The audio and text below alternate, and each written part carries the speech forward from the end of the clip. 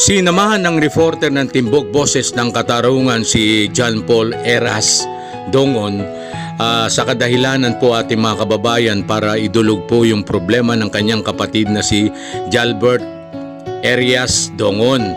At mag-iisang buwan na po ay wala pa pong hearing ating mga kababayan sa kasong 1602 o Caracross ating mga kababayan. Para idulog po ito sa tanggapan ng ating butihing chief ng Public Attorney's Office, si Ma'am Persida Acosta.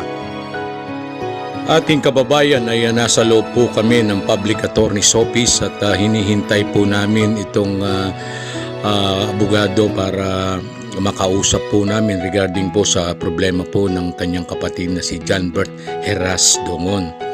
Alam niyo po ating mga kababayan, pagkatapos po namin dito ay nagtungo kami sa Department of Justice sa Quezon City para idulog din ito sa abogadong hawak sa kanya ating mga kababayan. Ang abogadong naka-assign po sa kaso po ni Jalbert Arias Dongon, si Attorney Clemente ating mga kababayan. Nangingi po sana akong tulong para makalabas po ang kapatid ko po, si Jalbert Arias. Pakitulungan po yung kapatid ko.